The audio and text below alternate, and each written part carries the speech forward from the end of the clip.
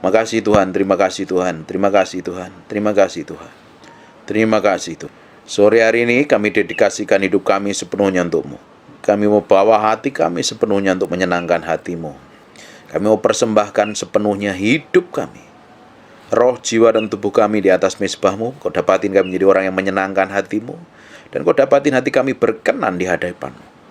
Terima kasih Tuhan, malam hari ini kami serahkan semuanya ke dalam tangan kuasa-Mu yang Maha Kudus. Kau sendiri bekerja. Jangan lewatkan kami di tempat kami duduk, kami ikut ibadah ini di ruangan kami masing-masing. Biar Roh-Mu yang ngajak itu membawa kami, bawa masuk kami ke dalam dimensi kedalaman dengan Tuhan, sampai ngerti detak jantung Tuhan, ngerti isi hati Tuhan. Setiap langkah kami, setiap ucapan kami, setiap tindakan kami hanya menyenangkan hati yang Sang Raja yang Maha Mulia itu. Terima kasih Tuhan, terima kasih Tuhan, terima kasih Tuhan, terima kasih. Bagi-Mu hormat, pujian, dan pengagungan buat Raja kami yang Maha Mulia. Dalam nama Yesus, haleluya. Amin. Haleluya, ibu-ibu, bapak-bapak, semua yang dikasihi Tuhan. Saya berdoa ini adalah orang-orang yang haus dan lapar akan Tuhan. Rasa haus dan lapar kita ini akan Tuhan. Rasa haus dan lapar yang di dalam batin kita ini bisa mengundang Tuhan. Bisa membuat Tuhan itu manifestasi real dalam kehidupan kita. Makanya kekristenan yang sejati, kalau tidak memiliki rasa haus dan lapar akan Tuhan, sebenarnya kekristenanmu sebenarnya sudah sakit-sakitan dan mati. Kekristenan yang sejati adalah memiliki roh, rasa haus dan lapar setiap hari sama Tuhan. Pingin kenal Tuhan, pingin ngalami Tuhan, pingin hidup berjalan seperti apa yang Tuhan mau. Itu perlu dibangun setiap hari. Kekristenan yang sejati, yang lain bisa di silent saja, yang lain bisa di silent biar nggak berisik. Rasa haus dan lapar kita ini akan membawa kita, menarik kita tuh dekat dengan Tuhan. Rasa haus dan lapar kita ini akan nyedot urapan Tuhan mengalir dalam kehidupan kita. Makanya orang Kristen kalau nggak sudah tidak lagi memiliki rasa haus dan lapar akan Tuhan, Kristenmu sakit. Tidak heran kelakuanmu tidak mencerminkan kehidupan layaknya seperti Yesus Kristus. Mulutnya nggak berubah, kelakuannya nggak berubah, sikapnya nggak berubah. Karena apa?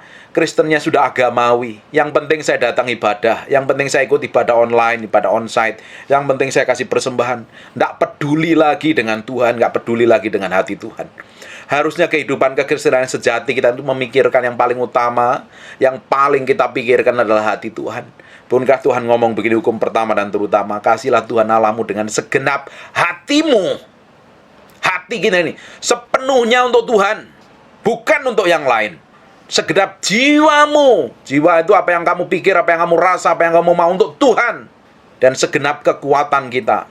Orang Kristen kalau nggak mencintai Tuhan, nggak mengasihi Tuhan sepenuhnya, dia mengasihi dirinya sendiri. Tidak heran fokusnya pada kepentingannya dan maunya sendiri. Tidak heran yang difokuskan adalah dirinya sendiri, egonya, hawa nafsunya, keinginannya.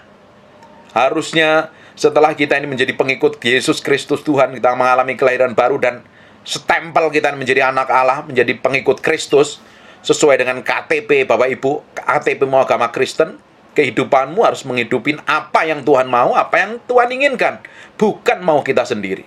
Hidup kita bukan milik kita, hidupku bukan aku lagi, tapi hidupku untuk Kristus. Nih yang di dalam nih penting nih.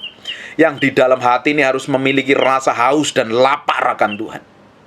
Kalau orang memiliki rasa haus dan lapar akan Tuhan, setiap hari pingin mendedikasikan hidupnya untuk cari Tuhan, ngalami Tuhan, mengenal Tuhan secara pribadi. Harus itu. Makanya saya nggak habis pikir kalau orang Kristen tuh doanya hanya setengah jam atau 15 menit. Itu sebenarnya bukan doa. Itu laporan tentang penderitaan kita hari-hari. Aku sudah ngalami ini, aku sudah kontrol bela untuk begini. Kekristenan yang sejati itu memiliki hubungan pribadi dengan Tuhan. Ngalami sampai level kedalaman dengan Tuhan. Keintiman yang dalam dengan Tuhan.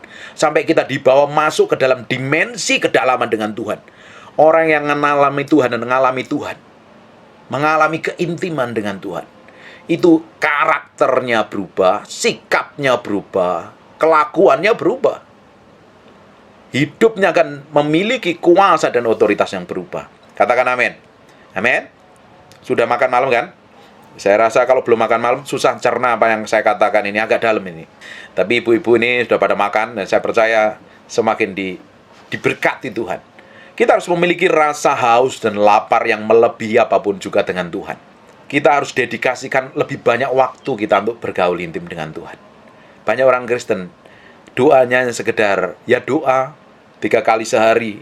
Doa pagi, doa siang, dan doa petang. Makan pagi maksudnya, makan siang, dan makan malam. Tanpa memiliki hubungan kedekatan dengan Tuhan. Tidak heran, orang yang nggak memiliki kedekatan dengan Tuhan, dia akan memiliki kuasa dan otoritas loh. Orang berpikir everything is kelar di kayu salib. Tapi nyatanya orang Kristen nggak hidup dalam kuasa Tuhan kok. Bener apa nggak? Katanya Yesus sudah selesaikan di kayu salib. Tapi Tuhan Yesus juga janji, kamu tumpang tangan orang sakit akan mengalami kesembuhan. Engkau ngusir setan. Tapi nyatanya nggak semua orang Kristen memiliki kuasa seperti itu. Pak, itu kan untuk pendeta. Kata siapa? Itu Alkitab kan ditulis untuk setiap orang percaya. Tapi kenapa kuasa itu nggak ngalir dalam kehidupan kita? Kenapa? Urapan itu nggak begitu powerful dalam kehidupan kita. Kenapa banyak orang Kristen malah babak belur, kacau hidupnya? Pelayanannya ya biasa-biasa saja. Nggak memiliki otoritas dan urapan yang berbeda. Apa yang menyebabkan? Dia pikir kalau sudah datang ibadah ke gereja, sudah ikut pelayanan dan lain sebagainya, everything sudah ada pengurapan di dalamnya. Iya, itu ada pengurapan. Tapi engkau belum masuk sampai ke isi hati Tuhan. Orang yang memiliki hubungan pribadi dengan Tuhan, mendedikasikan hidupnya sepenuhnya untuk Tuhan. Hidupnya pasti berbeda, jam doanya pun berbeda. Doa nggak hanya fokus pada dirinya sendiri, kemauannya, keuntungannya. Doa tidak fokus pada kebutuhannya. Lupa dengan kebutuhannya. Saya itu hampir tidak pernah mendoakan kebutuhan saya loh. Kebutuhan saya itu banyak sekali. Tapi ketika saya datang kepada Tuhan, saya nggak ingat lagi kebutuhan saya. Saya ingin hanya ingin kenal hati Tuhan. Saya kenal Tuhan tahun 97, dan Bapak Ibu kenal saya kan tahun 2021. Selama tahun belum dikenal itu kerjaan saya hanya doa, puasa, cari Tuhan, ya pelayanan, nggak seperti sekarang pelayanannya penuh. Pelayanan nggak sepowerful sekarang. Hari-hari saya, waktu-waktu saya habiskan untuk berdoa, nyembah Tuhan. Kalau Bapak Ibu tanya sama saya, lebih milih apa, pelayanan atau berdoa? Lebih senang saya berdoa di kamar doa saya. Saya matiin handphone saya tutup kamar saya bikin tuh kamarnya kedap suara. Saya hanya berdoa di sana bisa berjam-jam, hanya pingin kenal hati Tuhan. Saya sembah Tuhan, saya renungin firman, saya lakukan itu setiap hari. Setiap hari, saya hanya pingin kenal Tuhan. Saya pingin nempel pada dimensi hati Tuhan. Saya pingin kenal nih detak jantungnya Tuhan. Sehingga setiap apa yang saya kerjakan, setiap apa yang saya lakukan, setiap apa yang saya khotbahkan itu memiliki otoritas dan kuasa yang powerful. Jamah nyentuh sampai orang. Sampai kedalaman batin orang itu. Hidup kita tidak akan memiliki kuasa yang begitu powerful, dampak yang powerful dan luar biasa sampai kita tuh nempel kepada carangnya nih. Carangnya. Ini carangnya. Ini pokoknya ini carang nih nempel nih. Nempel baru carang itu punya kekuatan. Kekristenanmu tidak akan begitu berkuasa, nggak akan memiliki dampak yang powerful, nggak memiliki urapan, nggak memiliki hikmat, nggak memiliki kuasa dan otoritas. Sampai engkau duduk diam di kaki Tuhan, menyerahkan sepenuhnya di hadapan Tuhan. Duduk diam di kaki Tuhan. Jangan minta apa-apa, hanya pengen kenal hati Tuhan.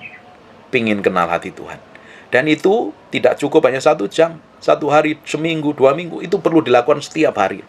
Setiap hari bangun keintimanmu dengan Tuhan. Masuk ke dalaman dimensi dengan Tuhan.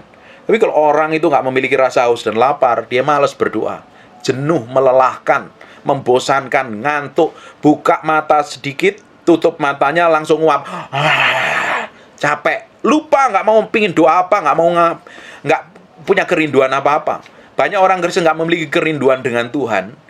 Banyak orang Kristen hanya cukup menjalankan kekristenan dan puas sampai posisinya hari ini. Karena nggak tahu apa yang harus dilakukan bersama Tuhan. Tapi kalau orang memiliki rasa haus dan lapar dengan Tuhan, dia akan cari Tuhan dengan sungguh-sungguh. Ada buku bagus nih. Saya rekomendasikan ibu-ibu yang bapak-bapak, ibu-ibu yang ingin baca buku tentang mengalami kedalaman dengan Tuhan, baca buku ini. Mengalami kedalaman Yesus Kristus. Yang nulis Madam Jean Guyon nih. Saya sering sebut di khotbah saya di YouTube nih. Buku ini laku setelah saya sebut nih. Susah nyarinya. Saya baca bukunya Good Morning Holy Spirit yang nulis Benny ini. Itu mengubah hubungan pribadi saya dengan Tuhan. Mengubah kehidupan doa saya setiap hari. Bergaul dengan Tuhan. Sampai kenal. Saya pingin benar-benar sungguh-sungguh masuk sampai kedalaman hati Tuhan. Sekarang buka di Mazmur 42, ayat yang ke-7. Samudra raya berpanggil-panggilan, dan deru air terjunmu, segala gelora dan gelombangmu bergulung mengelingkupi aku. Sebenarnya di dalam terjemahan bahasa Inggris lebih bagus, tapi saya nggak akan baca dalam terjemahan bahasa Inggris, karena banyak mak-mak, tapi mak-maknya ini kelihatannya modern, pintar bahasa Inggris juga nih.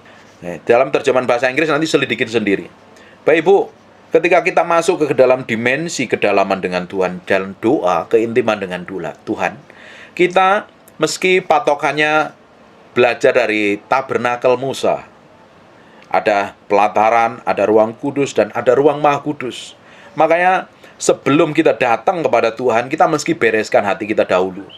Setiap hari kita mesti datang kepada Tuhan. Makanya seseorang yang memiliki hubungan pribadi dengan Tuhan yang dekat, hidupmu tambah hari tambah hidup kudus, tambah hidup berkenan di hadapan Tuhan. Tambah hari tambah karaktermu berubah, sikapmu berubah, kelakuanmu berubah. Karena apa? Masuk dulu di pelataran, kamu beresin hati dulu di hadapan Tuhan. Kan tidak mungkin kita dalam kepahitan, dalam kebencian, dalam jengkel, dalam marah, kamu bisa nyembah Tuhan. Karena kamu mesti beresin dulu hidupmu. Amin. Makanya kekristenan yang sejati itu kekristenan yang berubah. Dari kemuliaan satu pada kemuliaan yang lain. Dari urapan satu pada dalam urapan yang lain. Semakin hari di Korintus dijelaskan, kemuliaan itu semakin besar. Dan kita mencerminkan kemuliaan yang tanpa terselubung, orang bisa melihat kemuliaan itu nyata melalui kehidupan kita. Kita berjalan dari from glory to glory. Dari kemuliaan satu pada kemuliaan yang lain. Itu dimulai dengan Bapak Ibu mesti cari Tuhan setiap hari. Bapak Ibu setiap kali datang kepada Tuhan kan mesti beresin hati dulu. Kalau masih ada dosa, percuma saja. Di Yeremia 2 ayat 13, kolam yang bocor tidak dapat menahan air. Apa yang menahan, yang bikin bocor? Dosa dan pelanggaran. Nanti Bapak Ibu dibaca di Yesaya pasal yang ke-2, itu mulai ayat yang ke-12 baca nanti. Nanti akan tahu persis nih. Kita akan tahu persis sampai di dalam batin kita itu seperti apa sebenarnya. Pengenalan kita akan Tuhan itu sebenarnya seperti apa. Kekristenan kita yang sejati itu sebenarnya seperti apa kalau kita ini setiap hari datang kepada Tuhan, menyerahkan hati kita sepenuhnya di hadapan Tuhan. Makanya kalau berdoa itu jangan hanya sekedar minta ini, minta itu. Serahin pergumulanmu, ngomong persoalanmu, datang pingin kenal hati Tuhan, ngalami Tuhan secara pribadi. Datang pingin kenal hati Tuhan. Kan Alkitab ngomong begini kan, cari dahulu kerajaan Allah dan kebenarannya, maka semuanya akan ditambahkan kepadamu. Tetapi orang itu dibalik ayat itu. Bukan cari kebenaran, kerajaan Allah dan kebenaran, tapi cari pertambahannya dahulu, sehingga kerajaan Allah dan kebenarannya nggak dicari. Yang terutama yang kita cari adalah kerajaan Allah dan kebenarannya. Beri dulu hidupmu sama Tuhan. Dalam doamu beri sama Tuhan. Pingin nih, rasa haus dan lapar tadi, pingin kenal Tuhan secara pribadi dalam doamu. Datang kepada Tuhan, bukan hanya sekedar minta ini, minta itu. Ya, doa minta itu, permohonan itu nggak masalah loh. Nggak berdosa juga. Tapi kekristenanmu nanti hanya sebatas pelataran. Hanya sibuk hanya dengan kebutuhanmu, dengan dosamu, dengan kekuranganmu dan kelemahanmu. Bukankah kita harus beranjak dari kemuliaan kepada kemuliaan? Bapak Ibu bayangin, banyak orang Kristen hidupnya babak belur, hidupnya berantakan, hidupnya kacau, hidupnya itu nggak fokus sama Tuhan. Karena apa? Yang dicari bukan pribadi Tuhan, sehingga gampang jatuh dalam dosa. Seringkali hari ini dalam kekudusan, besok jatuh dalam dosa, besok jatuh dalam dosa terus, karena nggak fokus kepada pribadi Tuhan sendiri. Bayangkan Bapak Ibu, kalau setiap hari cari Tuhan, sungguh-sungguh, engkau ini datang kepada Tuhan, nyembah Tuhan. Pagi tadi sebelum bangun dari tempat tidur, biasakan nyembah bahasa roh minimal 15 menit, 45 menit. Pak, masih ngantuk, ngomong, paksa. Kalau enggak, nanti dagingmu enak itu. Maunya bangun langsung minum kopi, cari sarapan. Paksa dagingmu. Daging ini kita mesti disiplin nih. Dengerin, lihat baik-baik nih. Daging kita ini harus kita disiplin. Kalau daging ini nggak didisiplin, ini akan ngontrol, ini akan mengendalikan. Sebelum melek, melakukan aktivitas apapun di kamar tidurmu, sembah Tuhan dahulu. Minimal pakai bahasa rohmu 45 menit. Pak, mulutnya masih bau, kan Tuhan nggak berkenan. Tuhan ngelihat hatimu.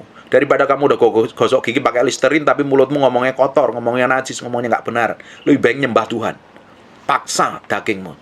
Nanti Setiap hari beri waktumu untuk Tuhan. Bangun keintiman. Miliki rasa haus dan lapar itu hanya pingin kenal hati Tuhan. Pingin kenal hati Tuhan. Setelah itu perlu dilakukan nggak sehari 2 hari loh. Itu secara kontinu, perlu dilakukan setiap hari. Setiap hari. Bapak Ibu, setelah saya lahir baru tahun 97, saya setiap hari, saya udah sering ngomong ini. Setiap hari, saya hanya doa dan puasa. Saya bisa berdoa berjam-jam di kamar doa saya. Makanya beli buku ini. Saya sarankan beli buku ini di Tokopedia ada. Kemarin saya beli di Shopee, saya mau kasih orang. Nah, sama cari bukunya Benin. Itu merubah dimensi hubungan doa saya dengan Tuhan. Bukunya Benin, Good Morning Holy Spirit. Itu ngajarin saya kenal Tuhan secara pribadi. Itu saya tiap hari saya dedikasikan hidup saya berjam-jam dalam hadirat Tuhan. Dalam hadirat Tuhan. Kelihatannya sih, biasa saja dengan orang-orang sebaya saya, teman-teman saya waktu itu di training sekolah Alkitab. Saya rasanya ya sama aja. Setiap hari saya berdoa, mereka juga berdoa, rasanya kok nggak ada perubahan ya. Tapi saya lakukan dari tahun 98, 99, 2000, 2001, 2002, 2003, saya lakukan setiap hari. Saya bangun keintiman. Suatu hari tiba-tiba ketika saya pelayanan, ternyata ada yang membedakan. Urapan itu semakin hari semakin tebal menyertai saya. Saya nggak tahu. Saya nggak ngerasa. Saya lakukan biasa saja. Ketika saya khotbah, tiba-tiba hadirat Tuhan itu kuat menyertai dan orang-orang dilawat Tuhan. Sampai mau ambil keputusan untuk mereka benar-benar ambil keputusan untuk bertobat dan berubah. Nah, pelayanan yang besar itu selalu dilahirkan dengan memiliki hubungan pribadi dengan Tuhan. Pelayanan yang besar bukan diciptakan. Dengerin baik-baik. Perkara rohani itu tidak diciptakan. Perkara rohani itu dilahirkan karena hubungan intim dengan Tuhan. Penting ini. Semua pelayanan yang besar yang ada hari ini itu dilahirkan karena memiliki hubungan kedekatan dengan Tuhan. Bukan hubungan yang dangkal, yang ketika datang kepada Tuhan hanya minta diampuni dosanya, kelemahannya kemarin dilakukan, terus besok lagi doa punya kelemahan lagi dilakukan. Tidak seperti itu. Dia berjalan dari kemuliaan satu pada kemuliaan yang lain. Pada titik tertentu itu hadirat Tuhan dan gelombang Tuhan itu melingkupin kita, membawa kita sampai kita tuh lupa dengan diri kita sendiri. Kalau di ruang kudus itu masih ada kandil dan roti sajian, meja roti sajian. Tapi ketika seseorang masuk ruang Maha Kudus, itu di dalam perjanjian lama, perjanjian baru, bait Allah kan kita. Amin. Tempat tinggalnya Tuhan kan kita. Kita dalam perjanjian lama hanya imam besar sekali setahun yang bisa masuk ke ruang Maha Kudus. Itu pun harus didapatin kudus suci, tak bercacat celah loh. Kalau ada dosa langsung mati, makanya kakinya dikasih rantai sama gemerincing giring-giring.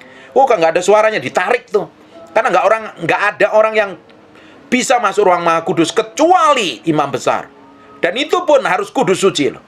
Nah, setelah perjanjian baru, setelah Yesus dibangkitkan, dan tabir bait Allah terbelah menjadi 2 dari atas ke bawah, itu Tuhan sendiri yang menyerobek, kita menjadi bait Allah. Hari ini kita bisa bersekutu, membangun keintiman dengan Tuhan setiap hari. Nah, Bapak Ibu, ketika kita nih semakin hari memiliki hubungan kedekatan dengan Tuhan, bangun keintimanmu, jam doamu. Nah, semakin kita nih masuk memiliki hubungan kedalaman dengan Tuhan ya. Hari ini berdoa mungkin 15 menit, pikiran masih mengembara kemana-mana. Setengah jam, 1 jam. Bapak Ibu kan makanya saya bilang ya, kalau Bapak Ibu hanya berdoanya setengah jam, kamu tuh hanya bikin laporan sama Tuhan. Karena pikiranmu ngawang-ngawang, kamu fokus kompor belum dimatikan, kamar mandi tadi airnya dimatikan belum, mobil parkirnya udah dikunci belum, segala macam masih pikirannya mengembara kemana-mana. Benar apa enggak? Kita berdoa dalam 1 jam itu. Nyembah Tuhan dalam 1 jam. Setelah kamu nyembah, stop berhenti bahasa rohmu, pikiranmu mengembara kemana-mana loh. Nah, pikiran ini kan harus ditaklukkan kepada firman. Buku ini ngajarin bagus sekali ini, buku ini. Beli buku ini. Itu ngajarin pikiran kita ditaruh kepada firman. Fokus kembali kepada firman. Kita meditasi firman Tuhan. Sehingga pikiran yang ngembara kemana-mana tadi itu ditaklukkan kepada firman. Fokus sama firman. Dan tiba-tiba kita tanpa kita sadarin, kita masuk ke dalam dimensi kedalaman dengan Tuhan. Tanpa kita sadari kita bisa berdoa sejam, setengah jam, 2 jam, 3 jam. tanpa kita sadarin itu loh. Dengan deru air terjunmu, segala gelora dan gelombangmu bergulung melingkupi aku. Seperti ada pusaran air yang kuat yang dari Tuhan itu mengelingkupin kita, menguasai kita. Tiba-tiba kita tanpa kita sadarin, kita masuk ke dalam dimensi kedalaman dengan Tuhan. Itu kita masuk dalam ruang Maha Kudus. Nah, itu perlu dilakukan setiap hari. Bangun keintimanmu dengan Tuhan. Makanya kalau engkau sibuk masih dalam kelemahanmu, kekuranganmu, kebutuhanmu, kamu masih di pelataran, belum masuk ruang kudus. Waktu kamu sudah mulai masuk ruang kudus, kamu fokus kepada firman. Pikiranmu, perasaanmu fokusnya kepada firman. Setelah kita masuk ke ruang Maha Kudus, kita fokus kepada pribadi Tuhan. Itu menaklukkan pikiran, kemauanmu, kehendakmu ini pada pusat kehendak Tuhan. Ketika kita pikiran, kemauan, dan kehendak kita fokus kepada pribadi Tuhan, kita semakin hari dibawa mengenal hati Tuhan. Masuk ke dalam dimensi kedalaman Tuhan. Kita lupa dengan diri kita sendiri. Kita lupa dengan ego kita sendiri. Makanya orang yang seperti ini masuk ke dalam dimensi ini bisa hidup dipimpin Roh Kudus. Dia mati terhadap dirinya sendiri. Dia sudah lupa dengan kebutuhannya, keinginannya, kerinduannya, semua cita-citanya. Dia hanya fokus pingin ngenali hati Tuhan, ngenali perasaan Tuhan, ngenali detak jantung Tuhan. Berjalan seperti yang Tuhan mau. Ini perlu dibangun setiap hari. Kalau Bapak Ibu bangun hubungan ini setiap hari, saya percaya 2 tahun yang akan datang hidupmu pasti berbeda. Urapanmu berbeda, kuasamu berbeda, hikmatmu berbeda, urapan yang powerful akan mengalir dalam hidupmu. Dampakmu berbeda. Banyak orang ngaku orang Kristen bertahun-tahun, udah berdoa, udah puasa, udah bahasa roh, terus-terusan. Tapi pada kenyataannya hidupnya nggak pernah kemana-mana dan nggak berubah kemana-mana. Nggak ngalami breakthrough, nggak ngalami terobosan, malah babak belur. Katanya sudah cari Tuhan. Katanya kenapa? Engkau nggak menaruh hidupmu, hatimu, perasaanmu, kemauanmu pada pusat kehendak Tuhan. Kamu fokusmu pada dirimu sendiri, sehingga hidupmu dipimpin dan dikuasai oleh daging. Bagaimana mungkin orang Kristen masih kedagingan, terima pengurapan seperti tadi itu loh, kolam yang bocor tidak dapat menampung air. Apa yang membuat kolam itu bocor? Di Yesaya tadi dijelaskan nih. Coba tampilkan ayat ini di Yesaya pasal yang Yeremia pasal yang kedua ayat yang ke-12 mulai. Yeremia pasal yang ke-2 ayat 13. Yeremia mulai ayat yang ke-13 ya. Sebab 2 kali umatku berbuat jahat, mereka meninggalkan aku, sumber air yang hidup, untuk menggali kolam mereka sendiri, yakni kolam yang bocor yang tidak dapat menahan air. Ayat yang ke-12-nya, tertegunlah atas hal itu, hai langit, memanggil dan gemetarlah dengan sangat kejam. Demikian gemetarlah langit, demikianlah firman Tuhan. Tahu nggak apa yang membuat kolam kita bocor? Yang membuat urapan itu nggak memenuhi dalam kehidupan kita adalah dosa, adalah pelanggaran. Coba dicek masing-masing. Kita tuh punya kelemahan apa masing-masing setiap orang. Kelemahanmu akan membuat urapan dalam hidupmu itu bocor. Kelemahan apapun juga itu harus diberesin di hadapan Tuhan. Kita harus bereskan hidup kita ini di hadapan Tuhan. Dikuduskan, disucikan setiap hari. Jangan izinkan kelemahan. Kelemahanmu akan dipakai setan untuk menghancurkan hidupmu loh. Dosa apapun diberesin ini. Apalagi yang kepahitan, sakit hati, tersinggung, gampang marah, nggak terima. Orang-orang model kayak begini meski sebab 2 kali umatku berbuat jahat, meninggalkan aku. Perbuatan kejahatan membuat urapan yang di dalam kita ini bocor nih. Mulutmu biasanya ngomong apa? Ngomong kebenaran atau ngomong yang busuk? Hanya membuat dosa dan pelanggaran di hadapan Tuhan, yang berkenan di hadapan Tuhan. Bertobat itu. Sikap hatimu, sikap hati kita, ngeluh, ngomel, menggerutu, semua yang tidak benar itu kita harus bereskan di hadapan Tuhan. Pak, kita kan masih manusia, kata kita masih bisa melakukan dosa. Betul, kita masih manusia. Tapi selama kita mencari Tuhan dan hidup di dalam Tuhan, kita akan mau dedikasikan hidup kita itu sepenuhnya di hadapan Tuhan. Kalau kita memang bisa jatuh di dalam dosa. Tapi ketika kita ini berjatuh dalam dosa, Roh Kudus begitu kuat, templah kita, tegur kita untuk balik lagi kepada Tuhan loh. Kalau kita memiliki hubungan pribadi yang dekat dengan Tuhan, hidup kita pasti akan ditemplak Roh Kudus, ditegur Roh Kudus kalau kita bikin dosa dan kesalahan. Cepat balik kepada Tuhan. Nah, kita tiba-tiba kita nangis di dalam hadirat Tuhan. Tuhan, ampunin aku udah bikin kesalahan ini dan itu. Tuhan, bereskan dosaku, aku akui dosaku. Bereskan, pulih kembali. Dan bangun hubungan intim dengan Tuhan lagi. Bangun hubungan intim dengan Tuhan lagi. Ini penting sekali ini setiap hari, makanya Setiap hari kita itu harus membangun keintiman dengan Tuhan. Karena orang yang membangun keintiman dengan Tuhan pasti hatinya beres. Hatimu dulu mesti beres. Banyak orang hanya sekedar rutinitas jadi orang Kristen, tapi nggak memiliki hubungan kedekatan dengan Tuhan. Akhirnya apa? Nggak ada kuasa, nggak ada otoritas, hidup sembarangan. Ya sembarangan, ya salah-salahan aja lah. Yang penting aku selamat masuk surga. Tunggu dulu. Kalau hidupmu nggak memiliki dampak dan otoritas, katanya kamu yang ngaku dipenuhi Roh Kudus, katanya kamu ngaku ngerti firman, kok nyatanya hidupmu nggak menjadi kemana-mana. Seseorang yang ngalami Tuhan secara pribadi, masuk ke dalam dimensi kedalaman dengan Tuhan, orang itu akan mengerti otoritas, kuasa, dan pengurapan. Sekarang buka di Habakuk pasal yang ketiga, yang keempat. Ada kilauan seperti cahaya, sinar cahaya di sisinya, dan disitulah terselubung kekuatannya. Perhatikan baik-baik, lihat saya nih baik-baik. Ada kilauan seperti cahaya, sinar cahaya di sisinya, dan disitulah terselubung kekuatannya. Tahu nggak Bapak Ibu? Dengerin baik-baik. Kekuatan Tuhan, urapan Tuhan letaknya di dalam pribadi Tuhan sendiri. Amin. Ngerti ini? Makanya yang dikejar itu bukan urapannya, yang dikejar bukan kuasanya, yang dikejar bukan mujizatnya. Tapi yang kita perlu temuin adalah pribadinya dahulu. Karena di dalam pribadinya itu ada kekuatan, ada kuasa, ada otoritas, ada urapan, ada hikmat, ada pewahyuan. Yang perlu kita cari setiap hari itu bukan pengurapannya, bukan mujizatnya. Kalau kita ketemu pribadinya, kita akan ketemu kuasa, otoritas, dan pengurapan. Ada kilauan seperti cahaya, sinar cahaya di sisinya, dan disitulah terselubung kekuatannya. Masukin dulu dalam dimensi hubungan kedalaman dengan Tuhan. Setiap hari hidupmu pasti berubah, karaktermu berubah, sikapmu berubah. Pada titik tertentu engkau tiba-tiba mengalami dimensi kekuatan dan pengurapan yang berbeda. Doamu pasti berubah. Bukankah ini persekutuan doa? Berbicara tentang doa, doanya harus berkuasa. Dengerin khotbah saya itu, doa yang berkuasa itu. Kalau Samuel berdoa, itu petir nyambar-nyambar. Elia lebih serem lagi kalau berdoa. Api turun dari langit. Yosua berdoa, matahari berhenti. Powerful. Luar biasa sekali. Ini mereka adalah manusia biasa seperti kita loh. Yang membuat mereka begitu berkuasa doanya, punya otoritas, dan Tuhan turun langsung karena dia memiliki hubungan yang berbeda dengan Tuhan.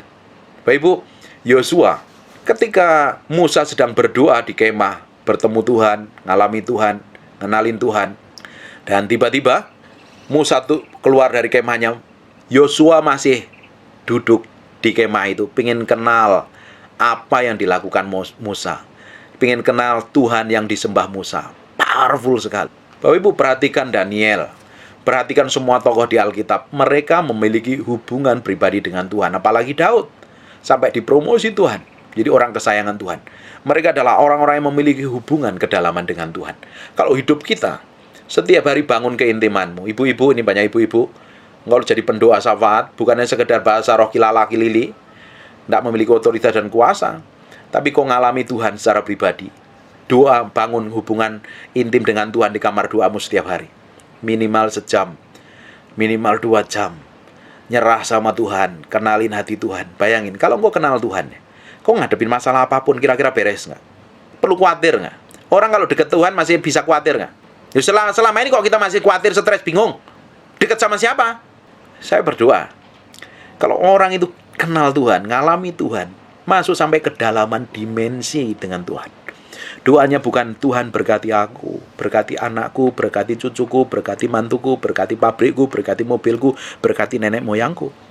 Tapi kamu berdoanya berbeda. Tuhan, bahwa aku kenal hatimu, mengenal engkau secara pribadi, bahwa aku masuk ke dalam dimensi kedalaman hatimu. Aku pingin kenal detak jantungmu. Aku pingin kenal ritme cara kerjamu Tuhan. Hidupmu pasti berubah. Kamu ngadapin tekanan, himpitan persoalan, kamu bisa tenang dan enjoy loh. Karena kamu yakin bahwa Tuhan yang menyertai hidupmu, Tuhan yang megang tanganmu. Kemana engkau pergi, bahkan sampai lembah kekelaman pun Tuhan akan pegang tanganmu. Karena kamu kenal Tuhan yang menuntun hidupmu. Selama ini banyak orang tentu stres, bingung, panik, kacau, sampai kesel, putus asa. Karena dia menjalani kekristenannya secara agamawi. Fisiknya beribadah, tapi pikirannya mengembara kemana-mana. Fisiknya berdoa, tapi pikirannya jalan-jalan. Pingin makan bakmi, pingin makan babi panggang, pingin makan kue tiaw. Sekarang mulai, nanti bangun hubunganmu di kamar doamu dengan Tuhan. Hubungan kita secara pribadi dengan Tuhan tadi, pingin kenal Tuhan, pingin hati Tuhan, itu yang mendatangkan urapan yang berbeda dalam hidup. Itu perlu dibangun setiap hari, Bapak Ibu. Perlu dibangun. Apalagi bagi yang para hamba Tuhan dan para pelayan Tuhan. Pemain musik, pendeta, pengkhotbah. Satu hari doamu minimal 2 jam, 3 jam. Harus. Kalau enggak, ntar jadi sama dengan pendeta-pendeta lain. Pendeta doanya sejam. Ya, kita harus lakukan lebih. Di atas rata-rata. Pingin urapan. Bangun keintiman dengan Tuhan. Ibu, dengerin baik-baik ya. Semua hamba Tuhan yang muncul di dalam Alkitab namanya di atas rata-rata itu. Sampai hari ini kita kenal, siapapun tokoh namanya, dia melakukan lebih di atas rata-rata. Bahkan semua hamba Tuhan yang hari ini pelayanan secara internasional dan urapannya powerful dan dahsyat itu. Mereka membangun keintiman dengan Tuhan di atas rata-rata orang rata-rata. Kristen rata-rata. Kalau orang lain berdoa mungkin sejam, 2 jam, kamu bisa lakukan 3 jam lebih. Pak, saya nggak ada waktu. Dengerin baik-baik. Dengerin baik-baik. Setiap orang itu merasa penting buat dirinya sendiri. Betul apa enggak? Nanti coba setelah ibadah ini lihat HP-mu. Isinya foto siapa? Foto orang lain apa fotomu?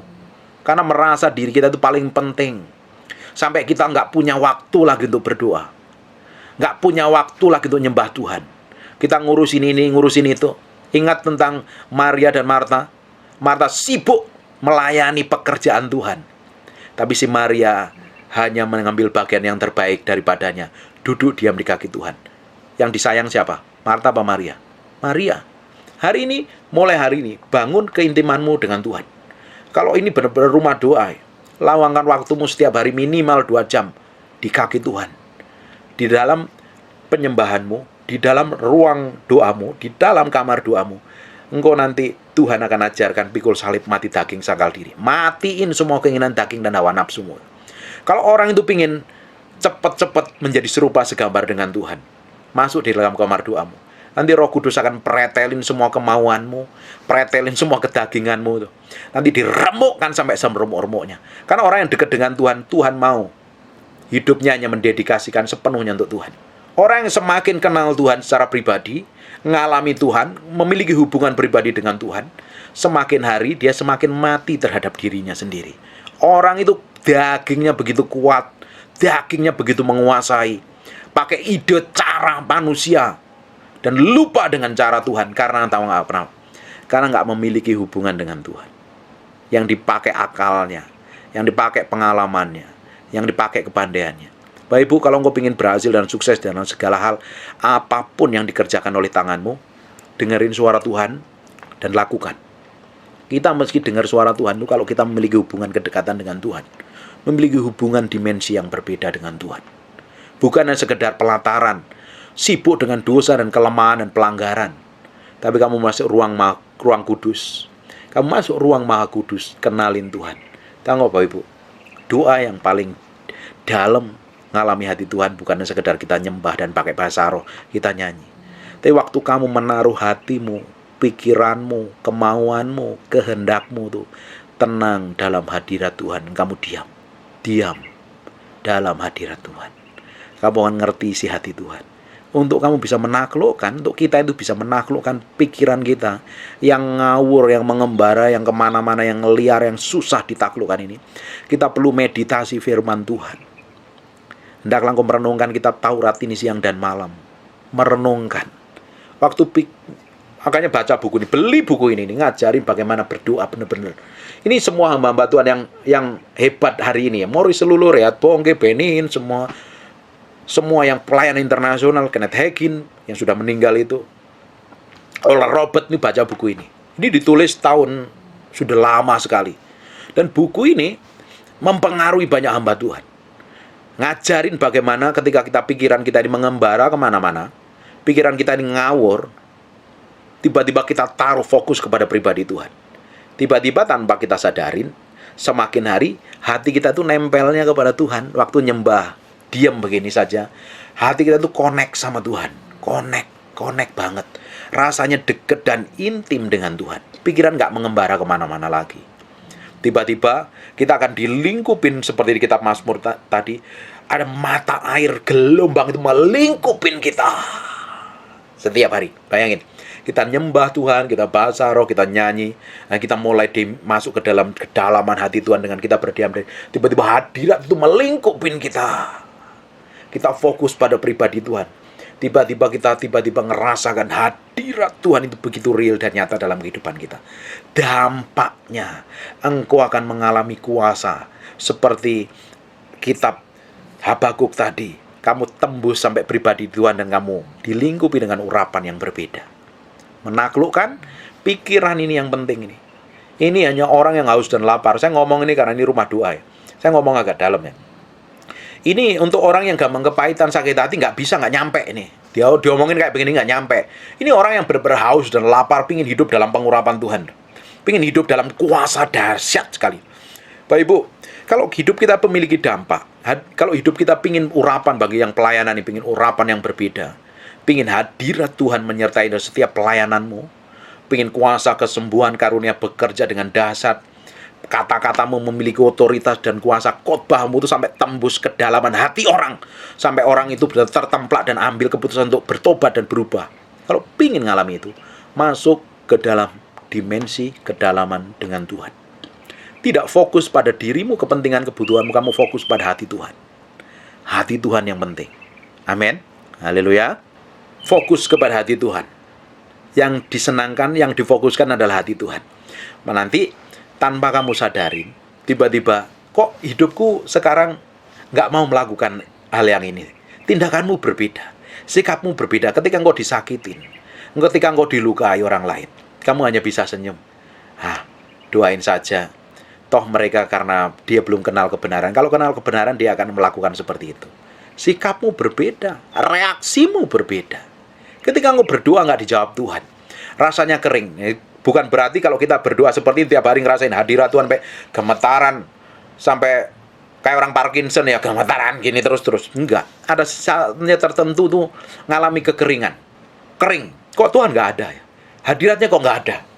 Kok saya rasanya mentok di atas plafon doa saya ini, penyembahan saya. Tetap doa. Tetap sembah. Tetap alami hubungan dengan Tuhan. Karena kita akan sedang di bawah, di dalam padang gurun kekeringan. Tujuannya di padang gurun di Ulangan pasal yang ke-8 ayat yang kedua dijelaskan. Itu untuk menguji hati kita, nempel ke Tuhan apa enggak. Ketika rasanya Tuhan jauh, rasanya doa kita mentok, penyembahan kita mentok, kok biasanya kita tutup matanya, hadirat Tuhan begitu kuat dan tebel. Loh ini kok kering, kok rasanya Tuhan nggak lihat saya, Tuhan kok rasanya ngalah, ini pasti ada dosa. Jangan tertuduh. Selama engkau ambil keputusan hidupmu setiap hari, hidup kudus, hidup suci benar di hadapan Tuhan. Memang ada saatnya Tuhan itu biarkan kita di padang gurun sendirian, seakan-akan di padang gurun sendirian, seakan-akan mengalami kesesakan yang belum tahu jalan keluarnya seperti apa, alami masalah. Lu aku cari Tuhan kok ngadepin masalah kayak begini, gede lagi, gimana ini jalan keluarnya? Lu aku kok ngadepin tantangan? Itu Tuhan sedang kerjakan hatimu. Bersyukur saja, nikmat jalan sama Tuhan. Ngomong sama Tuhan, terima kasih. Ada promosi ini. Ini aku tahu nih depannya ada pengurapan yang besar mengalir. Itu Tuhan sedang nguji hatimu, ngetes kamu ini berpaut sama Tuhan apa tidak. Bukankah bangsa Israel dibawa ke padang gurun, nggak langsung dibawa ke tanah perjanjian? Tujuannya ngapain? Nanti baca di Ulangan pasal 8 ayat kedua itu. Menguji hatimu berpaut kepadaku apa tidak. Nempelnya hati kita ini kepada Tuhan apa bukan. Makanya dibawa ke dalam proses hal yang kelihatannya kering, kelihatannya Tuhan biarkan, kelihatannya Tuhan nggak hiraukan, nggak jawab doa kita. Tetap nempel sama Tuhan apa tidak? Karena banyak orang Kristen itu yang dicari tangannya Tuhan, kuasanya Tuhan. Tapi ya hari ini kita mau cari pribadinya Tuhan. Bapak Ibu bisa bedakan ya, urapan dan hadirat Tuhan. Yang di Habakuk tadi ada kilauan seperti cahaya di sisinya, dan disitulah terselubung kekuatannya. Kekuatannya itu berbicara tentang urapan. Katakan urapan. Katakan urapan. Urapan itu berbicara tentang tangannya, berbicara tentang kuasanya. Tapi banyak orang kan seneng kan terima urapan kan. Rebah di jamaah Tuhan, ngalami kesembuhan, ngalami breakthrough, ngalami terobosan. Itu urapan Tuhan, itu pekerjaan tangan Tuhan. Yang dicari jangan tangannya, yang dicari adalah pribadinya. Presence of the Holy Spirit. Hadirat Tuhan itu yang kita cari. Ngerti nggak? Hadirat Tuhan itu berbicara tentang pribadi Tuhan. Itu yang kita harus temuin di kamar doa kita setiap hari. Amin. Dampaknya pelayananmu akan ada urapan. Temuin pribadi Tuhan, kamu akan temu kekuatannya. Karena kekuatannya adanya dalam pribadi Tuhan. Ada kilauan seperti cahaya. Sinar cahaya di sisinya. The glory. Hadirat itu sendiri. Dan disitulah terselubung kekuatannya. Ketemu pribadinya, kamu akan ketemu urapannya. Bangun keintiman dengan Tuhan setiap hari. Bangun kenali Roh Kudus setiap hari. Bapak Ibu, Yesus secara fisik ada di surga hari ini. Allah Bapa juga di surga. Tapi sebelum Yesus terangkat ke surga, di Yohanes dijelaskan, aku akan mengirim seorang penolong yang lain, yang akan menyertai kamu, membimbing kamu dalam seluruh kebenaran. Dan roh itu akan memuliakan namaku. Roh Kudus kerjaannya memuliakan nama Yesus. Dan roh itu yang menyertai kita. Roh itu yang tinggal di dalam kita. Bukankah di Yeskiel 36 ayat 25-27 jelaskan, ketika kita mengalami kelahiran baru, Tuhan memberikan hati yang baru itu jadi tempat tinggalnya Tuhan. Amin. Dan di Korintus dijelaskan kita adalah bait Allah. Tidak tahukah kamu adalah bait Allah dan roh Allah tinggal di dalam kamu? Itulah yang perlu kita bergaul setiap hari. Berdoa itu mesti yang jelas. Kenalin. Hari ini, Roh Kudus, ajarin aku hidup dalam kebenaran. Roh Kudus, aku nggak tahu caranya berdoa. Minta Roh Kudus ajarin berdoa. Bukankah Alkitab itu yang nulis adalah orang-orang dengan ilham Roh Kudus? Betul? Benar apa nggak? Semua tulisan di dalam Alkitab itu diilhami oleh Roh Kudus. Kalau kau ingin dapat pewahyuan, dapat pengertian yang dalam, dapat hikmat, khotbahmu itu tidak membosankan. Khotbahmu memiliki kuasa dan otoritas. Katakan amin. Bapak Ibu lihat nih lukisan ini. Lihat lukisan saya di belakang saya nih. Kalau Bapak Ibu lihat kan hanya sekedar lukisan. Tapi kalau ini yang lukis saya, ada saya. Ibu tanya, saya akan jelasin loh tanggal berapa, jam berapa, model kayak apa, bener apa enggak? Sama. Ketika kita bergaul dengan Roh Kudus, baca firman, nanti Roh Kudus akan jelaskan ayat per ayat, pasal per pasal. Makanya perlu memiliki pergaulan keintiman dengan Tuhan. Setiap hari itu tidak bisa dikompromi lagi itu. Bergaul dengan Tuhan itu tidak bisa ditawar lagi. Harus setiap. Sekarang buka 1 Korintus 2 ayat yang ke-10. Nanti kembali ke sana. 1 Korintus 2 ayat yang ke-10. Karena kepada kita Allah telah menyatakannya oleh Roh, sebab Roh menyelidiki segala sesuatu, bahkan hal-hal yang tersembunyi dalam diri Allah. Perhatikan. Ketika kita bergaul dengan Roh Kudus itu tahu loh isi hati Allah itu apa. Karena Roh Kudus yang menyelidiki dalam diri Allah. Ketika kita ini bergaul dengan Roh Kudus setiap hari, kira-kira Tuhan singkapkan rahasia dari Allah Bapa nggak? Halo? Ngerti nggak sampai di sini? Amin? Ketika kita bergaul dengan Roh Kudus akan singkapkan hal-hal yang tersembunyi yang dalam hati Allah. Ini penting sekali. Makanya perlu bergaul dengan Roh Kudus setiap hari. Kalau orang itu dipenuhi Roh Kudus, hidupnya, Yesus ngomong sendiri, roh yang kukirim kepadamu itu, yang menyertai kamu itu akan memuliakan aku. Orang itu hidupnya akan mempermuliakan nama Yesus kalau bergaul dengan Roh Kudus setiap hari. Bahkan Roh Kudus tersebut menyelidiki segala sesuatu, bahkan hal-hal yang tersembunyi dalam diri Allah. Yang ngerti roh Allah, yang ngerti isi hatinya Allah, ya rohnya sendiri, betul nggak? Ya roh Allah sendiri. Yang ngerti isi hati kita, ya manusia roh kita di Amsal 20 ayat 7. Roh manusia adalah pelita Tuhan yang menyelidiki seluruh lubuk hatinya. Yang paling tahu diri kita adalah roh manusia kita. Makanya kita perlu bergaul dengan Roh Kudus setiap hari. Bergaul dengan Dia. Namanya aja Roh Kudus. Roh yang suci. Dia tidak bisa bergaul dengan orang berdosa. Makanya perlu diberesin setiap hari hidup kita di hadapan Tuhan. Jangan izinkan dosa dan kelemahan dalam kehidupan kita setiap hari. Dibereskan. Itu yang membuat hubunganmu dengan Tuhan nanti putus. Dosa adalah pelanggaran terhadap kebenaran firman Tuhan. Dan dosa itu memutuskan hubungan kita dengan Tuhan. Makanya perlu bertobat. perlu datang kepada Tuhan. Makanya sebelum orang itu masuk ke ruang Maha Kudus, harus masuk ke kolam pembasuhan dulu, ke pelataran, persembahkan korban dulu, diampuni dosanya. Imam besar pun juga melakukan yang sama, harus didapatin kudus waktu dia masuk ke ruang Maha Kudus. Nah, makanya kita ini semakin hari bergantung, bergaul, memiliki hubungan keintiman dengan Tuhan. Makanya roh manusia adalah pelita Tuhan.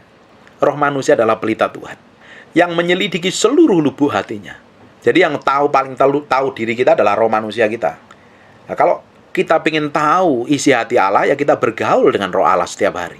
Makanya itu perlu dibangun setiap hari, Bapak Ibu. Ini nggak instan, seminggu, 2 minggu. Ini perlu proses waktu yang panjang. Hari demi hari, minggu demi minggu. Berdoa sejam, 2 jam. Terus setiap hari. Nggak, hari ini mulai ambil komitmen untuk berdoa. Minimal 1 hari 2 jam saja. Nanti kita akan lihat 2 tahun yang ke depan, Tuhan akan lakukan apa dalam hidupmu. Promosi, peninggian, breakthrough, terobosan, Tuhan akan kerjakan dalam hidupmu. Katakan amin. Katakan amin. Dengerin baik-baik. Kita harus melakukan hal yang di atas rata-rata orang lain lakukan. Amin. Kalau kita lakukan persis seperti orang-orang dunia lakukan, kita nggak akan jadi apa-apa. Kalau kita melakukan rata-rata, seperti orang Kristen rata-rata lakukan, hidupmu akan sama terus dari tahun ke tahun. Kalau hari ini mulai ambil komitmen, bangun keintimanmu dengan Roh Kudus setiap hari, hidupmu pasti berbeda. Hidupmu akan dipenuhi dengan Roh Kudus setiap hari. Di mana ada Roh Kudus, di situ ada kemerdekaan. Di mana Roh Kudus memenuhi hidupmu akan mengalami kemerdekaan. Kamu menang terhadap dirimu sendiri, terhadap kekhawatiran, kecemasan, bingung, stres, panik, kacau. Kamu bebas. Ya, kita memang di dunia bisa ngalami itu, tapi kamu bisa tenang, enjoy itu loh. Tahu persis Tuhan menyertaiku, aku nggak perlu khawatir. Tahu persis sekarang banyak wabah, penyakit, segala macam, tapi aku tahu Tuhan menyertai aku.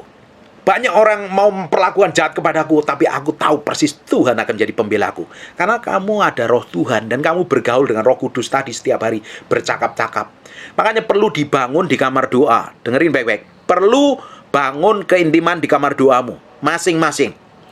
Kalau setiap hari udah lakukan itu, nanti kamu bisa di pasar, bisa di toilet, bisa sambil masak, bisa sambil nyetir, bisa sambil ngomong cucu. Kamu bisa komunikasi dengan Tuhan karena sudah terbiasa membangun hubungan intim dengan Tuhan. Amin. Amin. Kalau tidak, nanti kamu nggak bisa berdoa sungguh-sungguh nyembah Tuhan. Kamu bisa kelihatannya nyembah Tuhan, tapi pikiranmu mengawang kemana-mana. Bisa fisiknya ibadah seperti ini, tapi ngembara kemana-mana. Tapi kalau orang itu terbiasa membangun hubungan intim dengan Tuhan, itu hatinya connect. Bisa pergi kemana saja, bisa melakukan aktivitas apa saja, hatinya connect terus sama Tuhan. Dan tiba-tiba ada urapan yang berbeda, ada kuasa Tuhan yang berbeda. Saya mau kasih saksian sedikit ya. Suatu hari saya konselingin orang karena dipanggil mendadak. Konselingin orang di Mall Central Park di Jakarta. Dan saya ngobrol sama mereka, orang yang saya konselingin ini, di Mitare, di restoran Mitare ini. Ketika makan-makan, dan anak buahnya datang dari setelah belanja kemana, dia datang nemuin saya, ngobrol-ngobrol, dan dia nggak tahan dengan hadirat Tuhan. Waktu kita cerita itu, tiba-tiba manifestasi di mall itu, kerasukan setan. Tiba-tiba setannya nggak tahan, dia keluar. Kita layani pelepasan, dan saya ngomong dengan seperti orang KKR karena ramai sekali yang lihat. Saya bilang, bukti Yesus punya kuasa. Saya bilang, ada otoritas dan kuasa mengalir. Saya bilang, diam. Dan orang kerasukan itu diam. Waktu itu saya serahkan ke gereja di sekitar situ. Saya serahkan, dan mereka layani. Dengerin baik-baik, Ibu. Kalau hidupmu dekat dengan Tuhan, hidupmu bergaul dengan Tuhan, masuk ke kedalaman keintiman dengan Tuhan, setan tahu persis bahwa engkau adalah orang diurapi. Paulus aku kenal, Yesus aku kenal, siapa kamu? Setan tahu persis kita adalah orang yang diurapin Tuhan. Amin. Makanya mau setan lemparkan kecemasan, ketakutan, tipu daya apapun, dia nggak mempan. Karena kita adalah orang yang berbeda, orang yang diurapin Tuhan. Di mana ada roh Allah, di situ ada kemerdekaan. Di mana ada roh Allah, di situ ada kemerdekaan. Sekarang buka di Yesaya pasal yang ke-61. Yesaya 61, dampak dari orang yang memiliki hubungan pribadi dengan Tuhan. Dampak dari orang yang memiliki keintiman dengan Tuhan itu, melayani Tuhan, dia memiliki pelayanan. Jangan pelayanan dulu baru membangun hubungan dengan Tuhan. Membangun hubungan dengan Tuhan dulu, baru kita memiliki pelayanan. Pelayanan memiliki dampak dan otoritas. Tapi hari ini orang sukanya tampil di muka. Ingin dilihat orang, ingin dipuji orang, dapat pengakuan dari orang lain, ingin terkenal, ingin ini dan itu. Yang terpenting adalah bangun hubunganmu dengan Tuhan dulu di kamar doamu. Ibu-ibu, emak-emak, mulai hari ini komitmen bangun, beri waktu sejam 2 jam di kamar doamu. Pak, saya capek, Pak, saya ada cucu saya berisik. Komitmen, beri waktu yang terbaik. Bapak Ibu, saya ini orang kerja, saya punya kerjaan, saya punya tanggung jawab harus kerjakan, tapi di sisi lain saya harus berikan waktu sama Tuhan loh. Saya beri waktu ya sama Tuhan, saya ambil waktu yang benar-benar saya dedikasikan hidup saya untuk Tuhan. Bahkan itu malam pun saya lakukan. Saya komitmen sama Tuhan setiap hari. Bangun keintiman dengan Tuhan. Makanya saya bilang, kalau saya ini disuruh khotbah, sharing firman, atau berdoa, saya lebih suka berdoa. Di kamar doa saya sendiri, saya bangun keintiman dengan Tuhan, bisa berjam-jam di kamar doa saya. Nyembah Tuhan, saya pingin kenal hati Tuhan kok. Dampak dari orang yang memiliki hubungan pribadi dengan Tuhan itu hidupnya dipenuhi Roh Kudus. Orang yang hidupnya dipenuhi Roh Kudus itu dipimpin oleh Roh Kudus, bukan dipimpin oleh kemauan dan kedagingan sendiri. Sekarang coba cek masing-masing dalam hidupmu, lebih banyak dipimpin apa? Emosimu, amarahmu, egomu, kepentinganmu, atau dipimpin benar-benar pimpin Roh Tuhan? Orang yang dipimpin Roh Tuhan, karaktermu, kelakuanmu, sifatmu, dan perbuatanmu persis seperti Tuhan. Amin. Karakternya itu pasti berubah. Dan hidupnya memiliki dampak. Kalau orang sudah ngaku nyembah Tuhan, melayani Tuhan, tapi hidupnya nggak ada dampak, perlu dipertanyakan, benar nggak ini selama ini? Coba perhatikan. Sekarang di Yesaya 61. Roh Tuhan Allah ada padaku, karena Tuhan telah mengurapi aku. Dengerin baik-baik Bapak Ibu, hari ini kita ini adalah orang yang diurapin Tuhan. Hari ini kita adalah orang yang diurapin Tuhan. Tapi setan bikin kita ini tidak sadar bahwa kita orang yang diurapin Tuhan. Sehingga kita dikuasai semua pikiran-pikiran daging dan hawa nafsu kita. Sejak kita lahir baru, Roh Kudus tinggal di dalam diri kita. Di Kisah Para Rasul 1 ayat 8, kalau Roh Kudus turun ke atas kamu, kamu akan menerima kuasa kok. Tapi nyatanya, kuasa nggak bisa manifestasi dalam kehidupan kita sampai kita benar-benar menaklukkan hidup kita ini sepenuhnya kepada Tuhan. Mati daging, pikul salib, sangkal diri. Mematikan sepenuhnya. Biar Roh Kudus yang bekerja dan berkuasa. Benar nggak? Amin. Pada kenyataannya kan nggak semua orang memiliki kuasa dan otoritas kan. Katanya dipenuhi Roh Kudus. Tapi pada kenyataannya kan nggak semua orang memiliki otoritas dan kuasa. Urapan yang powerful, dahsyat, memberitakan Injil. Orang dijamah Tuhan, orang dilepaskan, orang alami kesembuhan. Pak, itu kan untuk pendeta, kata siapa itu? Alkitab ditulis untuk kita semua orang percaya kok. Amin. Nih, kalau orang itu dipenuhi Roh Kudus, Roh Tuhan Allah ada padaku, oleh karena Tuhan telah mengurapi aku, Ia mengutus aku untuk menyampaikan kabar baik. Katakan kabar baik. Katakan kabar baik. Coba sekarang dicek. Mulut kita banyak ngomong kabar baik atau kabar busuk? Banyak ngomong jelek apa ngomong baik? Nanti coba di besok ya, mulai besok pagi. Besok kan hari libur tuh. Direkam pakai handphonemu sepanjang hari. Dicek. Sepanjang hari ini aku banyak ngomong jelek atau ngomong baik sih? Ngomong memberkatiin orang atau ngomong melukain orang? Ngomong menyakitin orang atau ngomong kebenaran? Harusnya mulut kita ngomong tentang kebenaran. Ngomong tentang kabar baik. Ngomong tentang yang sedap, yang suci, yang patut dipuji, sedap didengar. Disebut kebajikan di Filipi 4 ayat 8 itu. Itu yang perlu dipikirkan dan itu yang perlu dikatakan harusnya. Kalau kita orang diurapin Tuhan, mulutmu pasti berubah. Kalau hari ini mulutnya masih gak berubah, berarti harus bertobat balik kepada Tuhan. Kalau kerjaannya masih gerutu, ngomel, ngeluh, marah-marah, maki-maki, tersinggung, gak terima, pengen balas dendam, itu perbuatan daging. Engkau dipimpin daging, bukan dipimpin roh. Kalau orang dipenuhi Roh Kudus, harusnya dipimpin Roh Kudus. Kalau hari ini masih melakukan seperti itu, pikul salib sangkal diri, matiin dagingmu setiap hari dan masuk dalam hadirat Tuhan, maka engkau akan benar-benar mati daging, pikul salib sangkal diri itu di dalamnya. Makanya saya bilang, orang yang memiliki hubungan pribadi dengan Tuhan, dia akan tahu persis harus mematiin semua keinginan daging dan hawa nafsunya, ditaruh pada pusat kehendak Tuhan. Amin.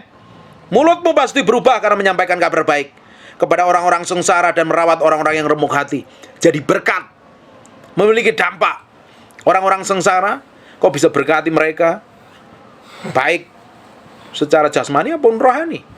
Dan engkau merawat orang-orang yang remuk hati, orang-orang yang mengalami sakit hati, kepahitan, luka batin, dekat dengan kamu, orang itu akan mengalami kelepasan, mengalami breakthrough dan terobosan, karena yang keluar dari mulutmu adalah janji Tuhan, firman Tuhan dan kebenaran. Untuk memberitakan pembebasan kepada orang-orang tawanan, orang-orang yang terbelenggu, yang tertawan oleh kedagingan, oleh hawa nafsunya, oleh roh-roh jahat. Karena gimana ada Roh Kudus, di situ ada kemerdekaan. Kita akan dipakai untuk melepaskan mereka, jadi berkat kepada mereka. Dan kepada orang-orang yang terkurung, kelepasan dari penjara, untuk memberitakan tahun rahmat Tuhan dan pembalasan Allah kita, untuk menghibur semua orang yang berkabung, untuk mengaruniakan kepada mereka perhiasan kepala ganti abu, minyak untuk pesta ganti kain kabung, nyanyi puji-pujian ganti semangat yang pudar. Ngalami breakthrough dan terobosan, Bapak Ibu. Orang kalau ngaku diurapin Tuhan tapi hidupnya sama terus, perlu dipertanyakan, bener nggak memiliki hubungan kedekatan dengan Tuhan? Bener nggak masuk ke dalam dimensi kedalaman dengan Tuhan? Saya percaya setiap orang yang memiliki hubungan kedekatan dengan Tuhan, hidupnya berubah, kelakuannya berubah, masa depannya berubah, pasti berubah. Bukankah Tuhan akan membawa kita naik terus, naik dari level satu pada level yang lain, dari tingkat iman satu pada tingkat iman yang lain? Tapi kenapa kenyataan hidup kita rata terus? Average, sama, dari tahun ke tahun. Berarti ada yang salah. Yang salah bukan Tuhan, dari pihak Tuhan sudah selesai, dari pihak kita yang harus kita lakukan. Bayar harga, pikul salib, sangkal diri, hidup dalam kesetiaan, hidup takut akan Tuhan, hidup dalam kekudusan, hidup dalam keintiman dengan Tuhan. Amin. Amin. Amin. Ini kayaknya waktu saya udah mau habis ya. Udah hampir jam 8 loh. Bangun mulai hari ini, bangun keintiman. Sebentar lagi ya, 5 menit lagi selesai ya. Bangun mulai hari ini, masuk ke dalam dimensi kedalaman dengan Tuhan. Tambah hari, kamu bisa diam. Pertama kali mungkin sejam pertama kamu nggak bisa konsentrasi. Mungkin sejam kedua kamu nggak bisa fokus sama Tuhan. Terus lakukan terus setiap hari. Tiba-tiba kamu akan ngalami Tuhan. Pak, saya nggak tahu caranya berdoa. Minta Roh Kudus ajarin untuk berdoa. Roh Kudus ajarin berdoa. Roh Kudus ajarin aku nyembah Yesus. Ajarin aku hidup dalam kebenaran. Ajarin aku nyembah Engkau, bergaul intim dengan Engkau. Tiba-tiba dia adalah seorang pribadi. Bapak Ibu, Roh Kudus itu seorang pribadi. Dia bukan burung merpati. Dia bukan angin yang membuat kamu rebah. Bukan yang membuat kamu gemetar-gemetar yang seperti itu. Tapi dia adalah seorang pribadi. Dia bukan angin, dia bukan burung merpati, dia adalah seorang pribadi. Hanya manifestasinya kadang seperti angin, lambangnya seperti burung merpati. Dampaknya orang bisa disambar dengan hadirat Tuhan, sampai nggak tahan dengan hadirat itu, sampai rebah ke tanah. Dengerin baik-baik. Kalau kita setiap hari bergaul dengan Tuhan, bergaul dengan Roh Kudus, setiap hari, nanti Tuhan akan ajarin, tambah hari tambah dalam hubunganmu, tambah dalam lagi, sampai kenal benar-benar hatinya Tuhan. Hatinya Tuhan. Kamu mati terhadap dirimu sendiri. Kamu ketika berdoa nggak fokus pada diri sendiri, tapi kamu fokus pada kepentingan Tuhan, maunya Tuhan, perasaannya Tuhan. Nanti manifestasi di dalam kehidupanmu hari-hari, apa yang kamu lakukan, apa yang kamu kerjakan pun juga fokusnya kepada apa ini Tuhan diuntungkan apa tidak. Ini Tuhan disenangkan apa tidak. Ini Roh Kudus nih berduka nggak dengan apa yang aku lakukan. Makanya di kitab Efesus 4 ayat 30 dijelaskan, jangan dukakan Roh Kudus menjelang hari penyelamatan. Jangan dukakan Roh Kudus. Kata duka dalam bahasa aslinya itu disakitin pikiran dan perasaan. Roh Kudus punya pikiran, Roh Kudus punya perasaan. Kalau tindakanmu melukai dan menyakitin, terus-terusan setiap hari, bikin dosa, bikin kesalahan, bikin pelanggaran, dan kamu bertobat, kamu berubah, dia melukai, dia terluka, dia tersakiti. Lama-lama tersakitin, dia nggak lagi berkuasa memenuhi hidupmu, kamu dikuasain dagingmu. Namanya Roh Kudus. Roh Kudus sebenarnya nggak mau ninggalkan kita. Tuhan tuh nggak mau ninggalkan kita. Tapi kalau orang itu memilih hidup melakukan dosa, melakukan pelanggaran yang sesuai perbenaran firman Tuhan, Roh Kudus nggak bisa nyatu dengan dosa. Dia tersingkirkan. Kalau kita hormatin, kita hargain, kita bergaul, tambah hari tambah dia berkuasa memenuhi hidup kita. Kalau orang yang menghormatin Tuhan, menghargai Roh Kudus, bergaul dengan Roh Kudus setiap hari, hidupmu akan semakin ngerti kebenaran Tuhan, semakin ngalamin dimensi kedalaman Tuhan. Ini ayat yang terakhir, buka sebentar di 2 Tawarik pasal yang kelima, ayat 13 dan 14. Ini loh hadirat Tuhan manifestasinya seperti ini. Lalu para peniup nafiri dan para penyanyi itu serentak memperdengarkan panduan suaranya untuk menyanyikan puji-pujian dan syukur kepada Tuhan. Mereka menyaringkan suara dan nafiri, ceracap dan alat-alat musik sambil memuji Tuhan dengan ucapan sebab ia baik, bahwasanya untuk selama-lamanya kasih setianya. Pada ketika itu rumah itu, yakni rumah Tuhan, dipenuhi awan, sehingga imam-imam itu tidak tahan berdiri untuk menyelenggarakan kebaktian. Oleh karena awan itu, sebab kemuliaan Tuhan memenuhi rumah Allah. Hadiratnya begitu kuat, sampai imam itu nggak tahan rebah. Nanti baca buku yang nulis Robert Liardon, tapi bukunya udah jarang sekali. Itu judulnya Jenderal-Jenderal Allah. Itu mengisahkan hamba-hamba Tuhan yang memiliki hubungan dekat dengan Tuhan. Mereka dipakai kegerakan rohani di Wales, di Toronto, di seluruh dunia. Hadiratnya tuh menyertai mereka tuh kuat sekali. Hadirat Tuhan tuh menyertai kuat sekali orang-orang ini. Karena memiliki hubungan dekat dengan Tuhan. Memiliki keintiman dengan Tuhan. Ini penting. Ini perlu dibangun. Dan ini tidak semua orang suka. Membangun keintiman dengan Tuhan di kamar doa itu orang nggak suka. Orang tuh sukanya tuh tampil, khotbah, nyanyi, nyembah Tuhan, jalan-jalan, ke mall, makan, ke restoran. Itu orang tuh seneng. Tapi untuk di kamar doa, untuk bayar harga, sungguh-sungguh bergaul intim dengan Tuhan, orang nggak suka. Dan mulai hari ini saya berdoa dari tempat ini ada orang-orang yang mendedikasikan hidupnya untuk bergaul keintiman dengan Tuhan. Sampai kenal hati Tuhan, detak jantung Tuhan, sejalan seritme dengan Tuhan. Nanti dampak dari pelayananmu itu powerful sekali loh. Hari ini, mata Tuhan sedang menjelajah ke seluruh bumi. Mencari ada orang-orang yang sungguh-sungguh di Semarang ini ada nggak? Di Indonesia ini ada nggak? Di Jakarta ini. Kalau bersungguh-sungguh mencari dia, mengasihi dia, Tuhan akan limpahi kekuatan dan kuasa dan otoritas. Ibu, semakin kau kenal Tuhan, semakin kau ngalami Tuhan, engkau semakin nggak mau sembarangan dan sembrono. Takut menyakiti dan hati dan perasaan Tuhan. Semakin kau kenal Tuhan, hidupmu dipimpin oleh Roh Kudus, hidupmu dikuasain Roh Kudus. Kamu mati terhadap dirimu sendiri. Semakin kita ini kenal Tuhan, mengalami hubungan keintiman dengan Tuhan, kita lupa dengan diri kita sendiri. Makanya tadi, kalau berdoa, semakin hari semakin masuk ke kedalaman, dimensi kedalaman Tuhan, dia lupa. Tiba-tiba ada hadirat Tuhan yang kuat, menggulung, menguasai. Kita lupa dengan diri kita sendiri. Kita fokus hanya Tuhan untuk menyembah Tuhan, menyenangkan hati Tuhan. Efeknya akan berbeda, dampaknya akan berbeda.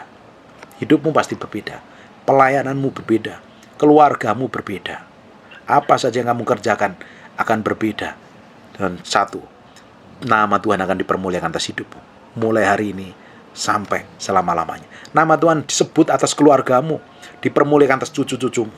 Apa saja yang dikerjakan tanganmu akan diurapin dan dipakai Tuhan untuk kemuliaan secara luar biasa. Amin. Apa yang saya sampaikan ini Bapak Ibu tidak akan ngerti, tidak akan paham sampai Bapak Ibu duduk diam di kaki Tuhan. Kalau dengerin enak, bagus ya, enak ya. Tapi waktu kamu lakukan nanti kamu akan struggle, berdarah-darah dan berjuang. Lakukan itu. Apa yang saya sampaikan ini praktek. Ini gak ngawang-ngawang di surga. Ini praktek hidup hari-hari, bergaul intim dengan Tuhan. Ngerti gak ini? Katakan, saya mau praktek. Saya mau komitmen. Berdoa. Nyembah Tuhan. Bergaul intim dengan Tuhan. Minimal sehari 2 jam. Ayo kasih senyum dulu. Komitmen sama Tuhan ya. Hidupmu pasti berubah. Hidupmu pasti berubah. Dengerin Bapak Ibu. Saya ini Bukan siapa-siapa. Bukan siapa-siapa saya ini. Hanya kasih karunia saja. Bapak Ibu undang saya, dengerin khotbah apa saya sampaikan. Tapi Bapak Ibu kan pingin tahu apa yang saya alami dengan Tuhan. Bapak Ibu ngundang saya ini karena melihat sesuatu yang berbeda di dalam hidup saya kan. Karena ada penyertaan Tuhan, ada urapan Tuhan kan. Kan kelihatannya everything, oh baik ya, dipakai Tuhan ya, diurapin Tuhan ya. Oh ini segala macam kan. Tapi dapur saya setiap hari. Kalau pingin tahu dapur saya setiap hari. Bapak Ibu, setiap hari saya berdoa nyembah Tuhan. Saya lakukan itu setiap hari. Kalau Bapak Ibu lihat ya, hampir setiap malam saya nggak tidur loh. Saya pingin melihat hadirat Tuhan itu kuat menyertai. Saya berdoa untuk bangsa Indonesia mengalami revival kebangunan rohani yang besar. Saya melihat orang banyak dipulihkan Tuhan. Jadi tidurnya siang biasanya sih.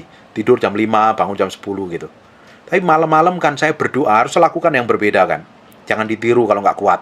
Apalagi mak-mak ini, bapak-bapak yang udah di atas 60 tahun, 50 tahun nggak usah ikutin. Anak-anak muda boleh lah. Tapi kalau kerja ada pekerjaan ya pakai hikmah, minta waktu Tuhan. Nah, makanya minta waktu Tuhan. Yang terbaik jam doa saya itu jam berapa? Itu penting. Karena setiap orang kan punya kesibukan masing-masing. Nah, saya lebih seneng jam doa saya itu malam. Kenapa malam? Orang-orang pada tidur. Jadi orang lain pada tidur, saya berdoa kan nggak ada saingan sama Tuhan, sama orang lain. Saya langsung dong nyembah Tuhan. Saya habiskan waktu saya untuk nyembah Tuhan setiap malam. Dan itu saya lakukan bertahun-tahun sampai hari ini. Sampai hari ini. Sampai hari ini. Saya berdoa, dari tempat ini lahir pengkhotbah-pengkhotbah yang diurapi, mengalami pakai kesembuhan, mujizat, tanda-tanda ajaib. Jadi ibu-ibu rumah tangga yang diurapin Tuhan, ngomong di pasar, orang dijamah Tuhan, tumpang tangan orang sakit mengalami kesembuhan. Ada hamba-hamba Tuhan yang memiliki dampak untuk bangsa Indonesia ini. Tiba-tiba muncul ke permukaan dengan urapan yang berbeda, hadirat Tuhan yang berbeda. Kata-katanya benar-benar powerful dan berkuasa. Amin. Amin. Bangun keintiman, komitmen sama Tuhan. Ini pengalaman pribadi. Pengalaman pribadi. Oke?